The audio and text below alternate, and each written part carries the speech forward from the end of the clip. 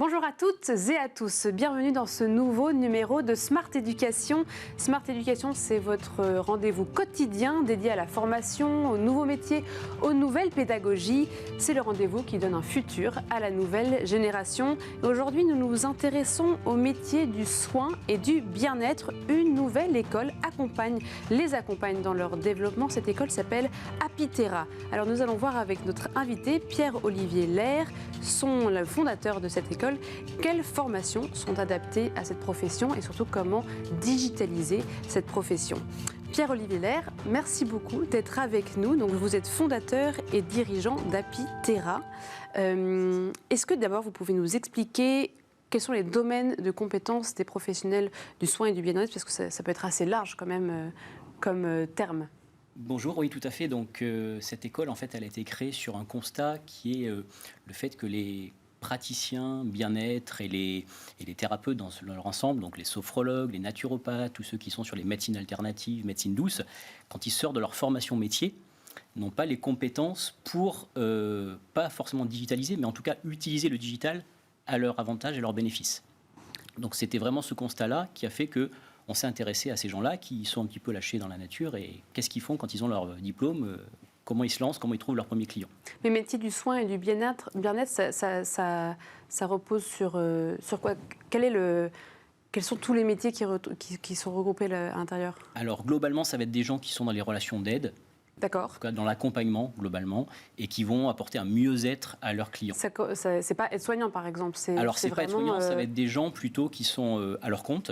D'accord. C'est vraiment médecine douce, en fait, c'est ça Médecine douce, médecine alternative. Par exemple, on a des sophrologues, on a des naturopathes, on a des praticiens en hypnose, on a des réflexologues. Tous les centres esthétiques, par exemple, ça correspond à ça aussi? Exactement. Tous ceux qui touchent alors le bien-être vraiment de près et de loin, parce qu'on peut avoir aussi des centres de formation, justement, de tout ce qui est les métiers de l'esthétique, de la beauté, les écolieux aussi. Peuvent être intéressés. Tous ceux qui ont besoin, en fait, à un moment donné, de visibilité et de dire, OK, j'ai un savoir-faire, comment je fais pour me faire connaître?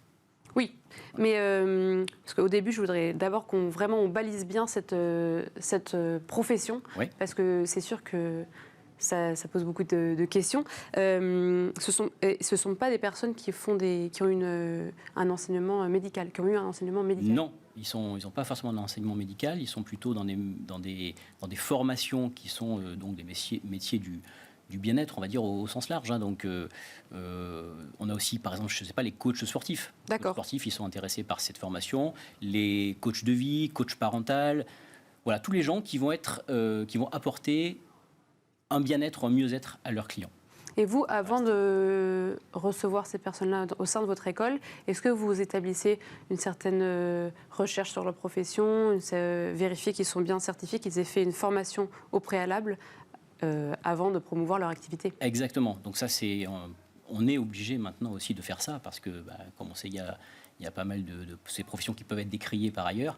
Donc, on commence par 45 minutes d'entretien dans lequel on va demander les formations, quelles sont les formations suivies, combien de temps, est-ce que ce sont des organismes qui ont été reconnus pour savoir si ces gens ont été formés correctement. Et puis, on va aussi établir un diagnostic digital par rapport à, donc pas que leur formation, mais là où ils en sont aujourd'hui dans leur activité. Est-ce qu'ils se lancent, est-ce qu'ils utilisent déjà Internet, etc. D'accord. Voilà. Mais avant de revenir vraiment à tout ce que vous faites au sein de votre école, est-ce qu'il y a vraiment des formations qui sont certifiées par l'État que ces professionnels peuvent faire? Oui, ça peut être des formations. Leurs formations métiers peuvent être reconnues par l'État, peuvent être par les autorités compétentes, ou pas forcément. Parce qu'aujourd'hui, si on reparle un peu de Doctolib, puisque c'est un petit peu lié aussi à mon activité, Doctolib a évincé des gens qui ne sont pas reconnus par les autorités sanitaires aujourd'hui. D'accord. Ça ne veut pas dire qu'ils ont des mauvaises pratiques, ça veut dire qu'ils ont cadré et qu'ils vont travailler qu'avec des gens qui ont quelque chose de reconnu au niveau national. Aujourd'hui, les médecines douces, les médecines alternatives, on sait que ça fonctionne, mais il faut vérifier avant, effectivement, que ces gens ont des diplômes et ont des formations qui tiennent la route. Parce que certaines d'entre elles sont quand même reconnues par l'État. Exactement. Bien sûr. Exactement. Et donc, alors, quelle est l'ambition de votre école? Donc, l'ambition, c'est d'aider tous ces gens-là à devenir davantage visibles. Parce que leur problématique aujourd'hui, quand ils se lancent, c'est comment ils font pour remplir leur salle d'attente et avoir leurs premiers clients dans leur agenda. Mais comme toute personne freelance finalement. Voilà, c'est souvent des gens qui sont... Ou en profession libérale, oui, il faut se faire reconnaître. Oui, profession libérale, c'est des gens qui sont en général tout seuls. Et c'est d'ailleurs un aspect aussi de l'accompagnement qu'on peut apporter, c'est qu'ils n'ont pas de regard du tout extérieur dans leur activité. Ils se lancent, ils vont tester des choses pendant 6 mois, 1 an, 2 ans, et jusqu'à peut-être s'essouffler. Donc nous, ce qu'on veut être, c'est un accélérateur de développement. Donc, en rentrant dans l'école, en fait, ils sont pris en charge. Et tout ce qu'ils ne connaissent pas, parce qu'eux, ils sont sur des compétences métiers, ce qu'ils ont appris pendant leur formation, eh bien, on leur apporte, nous, les compétences digitales, entre guillemets, donc tout ce qui va les aider à promouvoir leur activité. Un peu plus marketing qu'ils n'auraient pas fait pendant leur formation. En général, dans leur formation métier, il n'y a pas de formation digitale. Il n'y a pas de formation marketing. Il n'y a pas cette notion de, quand je suis lancé, comment je fais pour avoir mes premiers clients dans mon cabinet. Bien sûr. Et donc, vous allez faire cet entretien de 45 minutes. Oui. Et à la suite de ça, vous allez décider vous-même si c'est quelqu'un que vous souhaitez accompagner ou pas. Exactement. En fonction de son historique de formation et également en fonction de ses objectifs. Puisqu'il faut savoir si nous, on est en capacité d'aider ces personnes-là à atteindre les objectifs qu'ils se fixent en arrivant. Si ce sont des personnes qui disent aujourd'hui, je gagne 0, demain, je veux gagner 10 000, bon, on va peut-être réfléchir à 2 fois en fonction de ses capacités, de ses compétences à la personne, savoir si c'est possible. C'est des accompagnements qui durent 3 mois. Donc en 3 mois, il faut être quand même assez pertinent dans notre offre et dans ce qu'on propose, mais on ne peut pas faire de miracle non plus. Donc il faut absolument, nous, qu'on cadre ça dès le début. Justement, alors vous allez nous expliquer, ça dure 3 mois, oui. Et qu'est-ce que vous faites? Est-ce qu'il y a des classes de plusieurs personnes? Est-ce qu'il y a une régularité? Tout est en visio? Oui. Quels sont les détails de cette formation? Alors justement, comme on parle du digital, c'est un accès à distance. Donc ce qui est bien, c'est qu'on peut toucher des gens de toute la francophonie.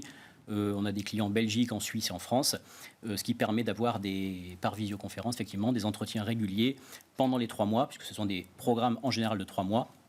Il y a également des programmes d'1 an un petit peu plus étoffés et qui portent sur des choses un petit peu plus larges. Mais vraiment, si on veut donner un boost au lancement de l'activité, ou alors pour relancer aussi une activité, des gens qui ont eu une expérience pendant 20 ans et qui voient que leur chiffre d'affaires est en train de baisser parce qu'ils ne sont plus au goût du jour, eh bien c'est plutôt le programme de 3 mois qui se fait à distance, qui se fait dans 90% des cas en individuel. D'accord, c'est juste en visio, en ligne, face à face. C'est ça. Il peut y avoir du présentiel pour des gens qui sont en Île-de-France, donc avec des journées spécifiques qu'on leur rajoute du fait de la proximité. Donc individuel, à distance, et puis également totalement personnalisé. Donc c'est-à-dire il n'y a pas de standard, c'est pas une formation, c'est pas quelque chose qui est standard où on va du point A au point B toujours pas de la même manière. Non, on va les accompagner en fonction de leur personnalité aussi. Très important. Oui, pour ce qu'ils seraient capables de faire. C'est ça. Et donc ça va se passer comment? Vous allez avoir une discussion et puis après vous allez donner des objectifs pour la prochaine fois? Exactement. C'est un accompagnement où on regarde ce qui a été fait la semaine d'avant, on fixe des plans d'action pour la semaine d'après. La personne est en autonomie pour le faire ou pas. C'est-à-dire qu'il y a des gens qui sont... Vous pouvez aider à créer un compte de réseaux sociaux, par exemple? Par exemple, c'est tout à fait des exemples. Et il y a des gens qui ne sont pas à l'aise non plus avec le digital, qui ont besoin d'être présents sur Internet, de l'utiliser à leur avantage, mais qui ne savent pas du tout s'en servir. Donc, on va les accompagner non seulement en leur disant ce qu'il faut faire, mais parfois en leur faisant à leur place. Donc ça, c'est important. C'est quelque chose aujourd'hui, je pense, qui n'existe pas vraiment. C'est-à-dire que c'est pas juste des conseils, en fait. C'est l'opérationnel. Et s'ils ne savent pas, on met nous les mains dans le cambouis. Et en quoi c'est vraiment adapté à tous les professionnels du soin? Parce que ça, c'est quelque chose qui pourrait être adapté à n'importe quelle personne qui serait en libéral. Oui, tout à fait. Ça, en fait, ce qu'on utilise comme stratégie digitale, ce qu'on met en place, ça pourrait être adapté à n'importe quel autre métier, on va dire. Je suis vraiment, moi, sur le domaine du bien-être et du soin, un petit peu par mon histoire, mais ça, effectivement, c'est des stratégies qui peuvent être appliquées à différents métiers. Parce que du coup, derrière, vous apportez pas aussi une stratégie peut-être de pédagogie? Parce que forcément, si c'est des personnes qui ont du mal à se faire connaître, c'est aussi parce qu'il y a un public qui peut avoir quelques questionnements sur les pratiques. Oui, il y a la notion de pédagogie qui est importante. Moi, j'enseigne et j'ai enseigné pendant très longtemps. Et c'est vrai que des gens ont besoin aussi d'avoir une feuille de route, d'être guidés étape par étape, non seulement pour eux avancer dans leur développement, mais aussi après pour avoir des clés et des choses aussi pour accompagner les gens qui vont leurs clients à eux, en fait. Et donc, vous avez parlé de Doctolib, c'était le 26 octobre dernier, qui a annoncé qu'il n'allait plus répertorier les professionnels référencés par les autorités de santé. Et alors, Qu'est-ce que vous, ça vous met énormément de bâtons dans les roues ou vous utilisez une plateforme autre déjà que Doctolib? Alors, pas du tout, mais c'est même l'inverse justement, parce que nous poussons les thérapeutes et les coachs, les gens qui viennent à l'école, d'être le plus possible indépendants de plateforme. D'accord. Quelle qu'elle soit, pas seulement de réservation de rendez-vous en ligne, quelle qu'elle soit, que ce soit pour monter que ce soit les sites internet, que ce soit tout l'écosystème digital, en fait, on veut qu'il soit le plus possible indépendant de tout ça. Donc Doctolib, si c'est un complément à leur activité et que ça leur amène du monde, pourquoi pas. Mais par contre, on veut qu'il y ait déjà un socle technique qui leur permette d'avoir de l'acquisition client, du trafic, sans aucune plateforme extérieure. Donc son propre site internet. Son propre site internet, ses propres systèmes de réservation en ligne. Et vous pensez que c'est mieux de réaliser, par exemple, d'entrer dans votre école à un moment où on a déjà quand même lancé son activité depuis 3-4 années et on peut être plus mature pour accepter vos conseils, ou dès la sortie d'une école, c'est important d'être pris en main? Alors, il y a les deux cas de figure, puisque aujourd'hui, on va dire, je suis à peu près à 75% des cas sont des gens qui se lancent, qui lancent leur activité, donc ils ont, on va dire, moins de 6 mois de formation, leur formation date de moins de 6 mois. Et il y a ceux qui sont, comme je disais tout à l'heure, plutôt avec une expérience de plusieurs années, parfois 10, 15, 20 ans, et qui se disent, non, il faudrait peut-être donner un petit coup d'accélérateur parce qu'ils voient que... ça stagne. Voilà, que le bouche-oreille marche moins, que la carte de visite chez les commerçants, c'est pas forcément ce qui est aujourd'hui, en 2022, le plus pertinent. Donc, ils ont besoin de ce coup d'accélérateur à nouveau, et donc c'est à peu près un quart des gens de l'école. Et c'est une formation qui est payante? Donc, c'est une formation qui est payante, oui, c'est un accompagnement qui est payant. Alors, il y a des formations, il faut bien comprendre qu'il y a plusieurs styles d'accompagnement. Il y a les accompagnements individuels personnalisés, donc ça c'est ce dont j'ai parlé. Et il y a également des formations qui vont les aider sur des points particuliers. Les réseaux sociaux, le marketing digital de base, le site internet, créer des tunnels de vente, faire de la publicité sur les réseaux. Voilà. Donc ça peut être des formations ponctuelles. Et qu'on peut payer avec un CPF ou pas du tout? Il n'y a pas de CPF, parce que je suis totalement sur du personnalisé, c'est du sur-mesure, donc il n'y a rien qui rentre dans un cadre aujourd'hui. Vous êtes le seul à apporter le certificat à la fin et à choisir les personnes. C'est ça. Pour l'instant, vous êtes seul dans la structure. C'est ça. Apithera. Exactement. Alors je suis en train